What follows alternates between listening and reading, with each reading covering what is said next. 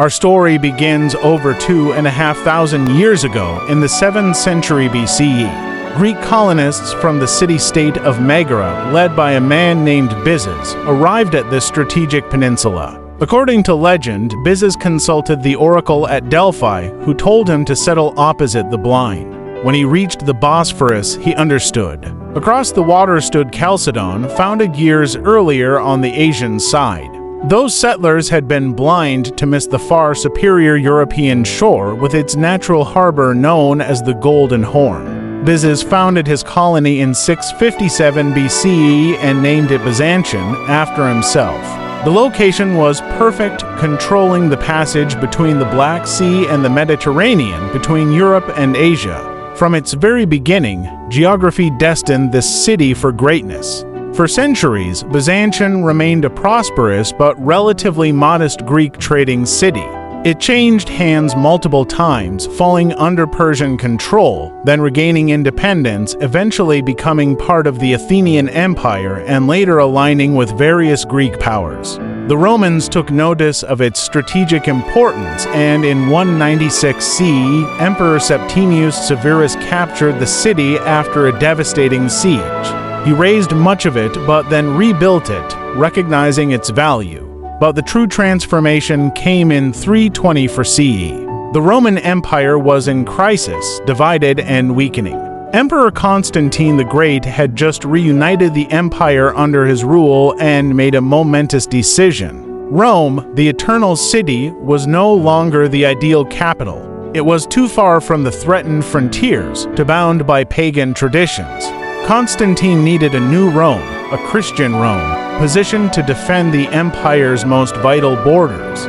He chose Byzantium. On May 11, 330 CE, Constantine formally dedicated his new capital, modestly naming it Nova Roma, New Rome, but everyone called it Constantinople, the city of Constantine. The emperor transformed the ancient Greek town into a magnificent imperial capital.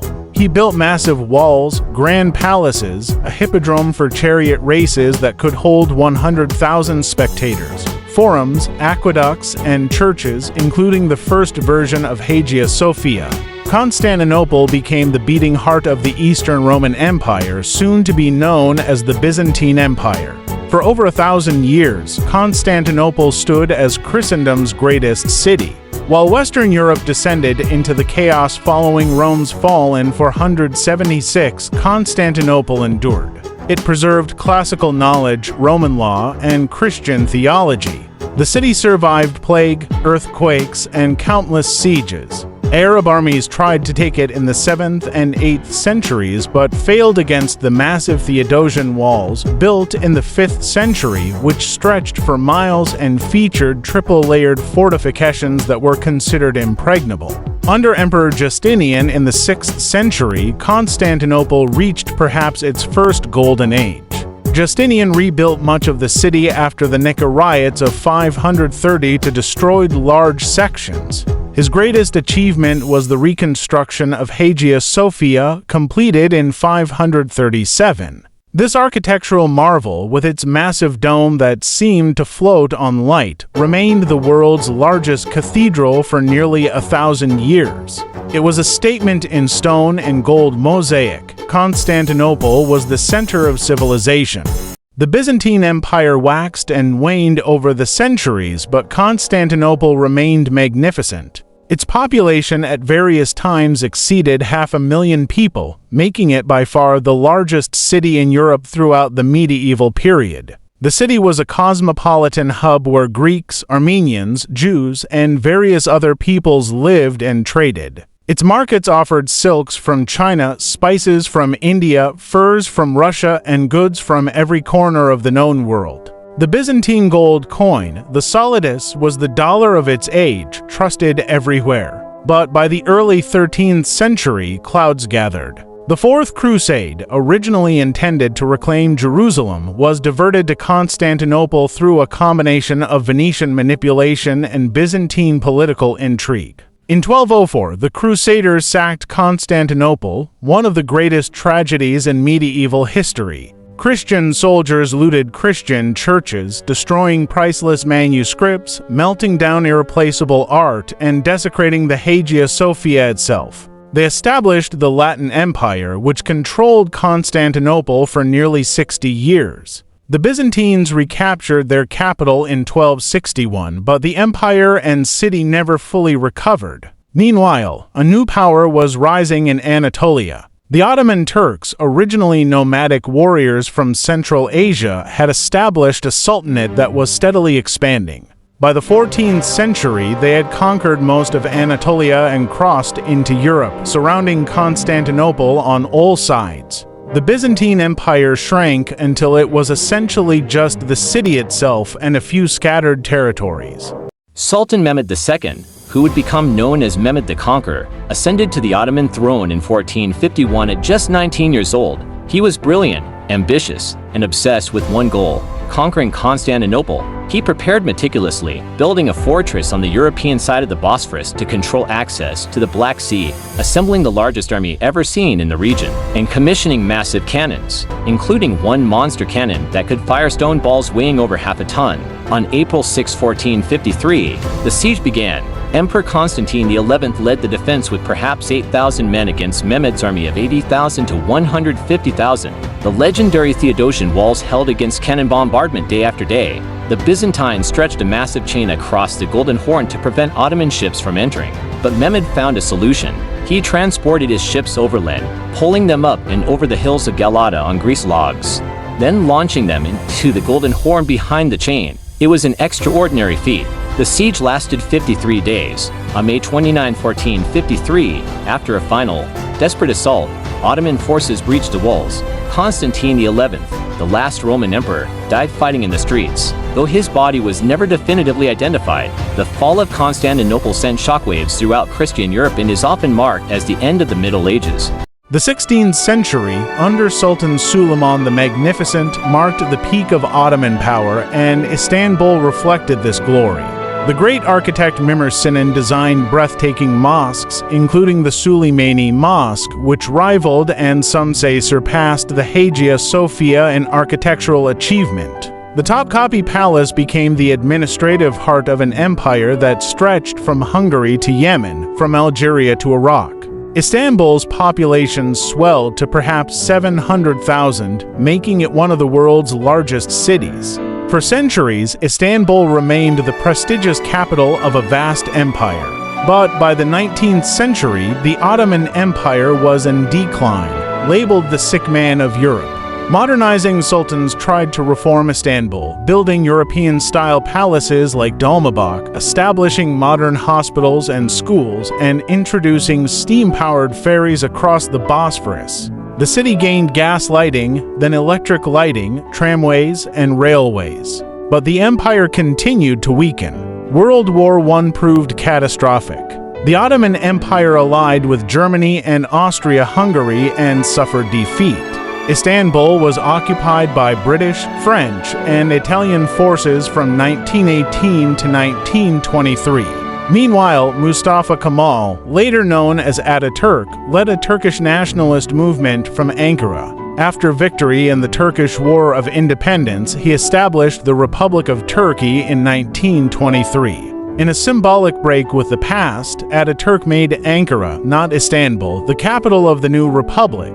Istanbul lost its status as an imperial capital after 16 centuries. The new secular republic transformed Turkey and Istanbul along with it. Islamic institutions lost official status, the Sultanate and Caliphate were abolished, and Western-style reforms swept through. The Hagia Sophia, which had been a mosque for nearly 500 years, became a museum in 1935, a symbol of Turkey's new secular identity. Mehmed II entered the conquered city on horseback. According to tradition, he went straight to the Hagia Sophia. Standing under its great dome, he declared that it would become a mosque. Constantinople, now called Istanbul by the Turks, though the name wouldn't become official for centuries, became the capital of the Ottoman Empire. Under Ottoman rule, Istanbul entered a new golden age. Mehmed II and his successors transformed the city. They built magnificent mosques, palaces, bazaars, and public works.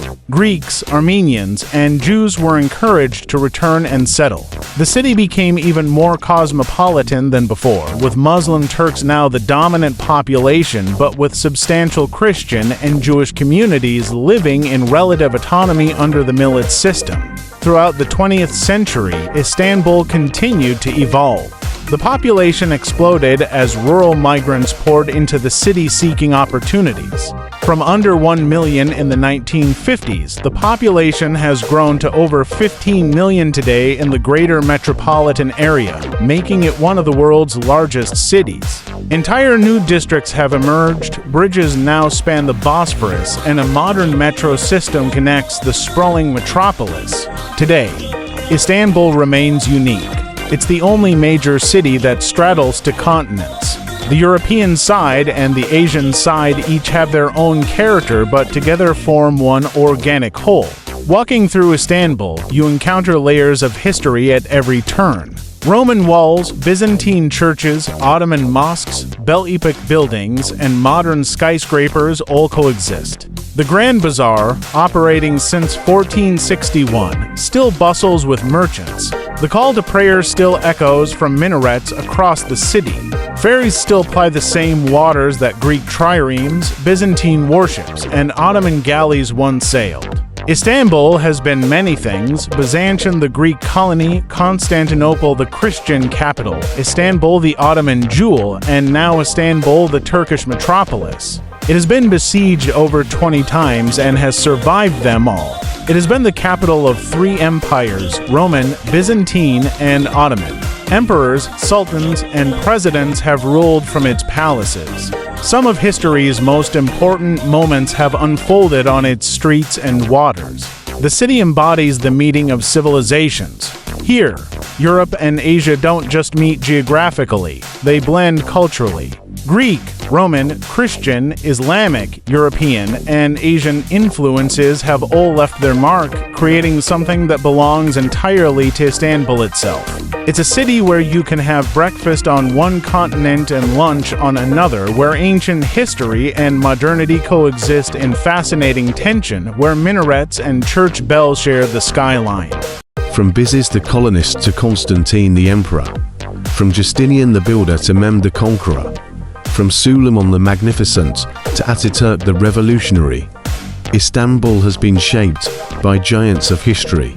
But more than that, it's been shaped by the countless ordinary people who have lived, loved, worked, and died within its boundaries over 27 centuries. Fishermen and merchants, soldiers and scholars, craftsmen and poets, they all contributed to the epic story of this city. Istanbul's history is, in many ways, a microcosm of world history itself, a place where the great currents of civilization have flowed, clashed, and merged. And today, as the sun sets over the Bosphorus, painting the domes and minarets in gold, as ferries crisscross the straits and millions go about their lives, Istanbul continues to write its remarkable story. A story that began 27 centuries ago and shows no sign of ending. This is Istanbul, the eternal city, the city of world's desire, standing proudly where Europe and Asia embrace.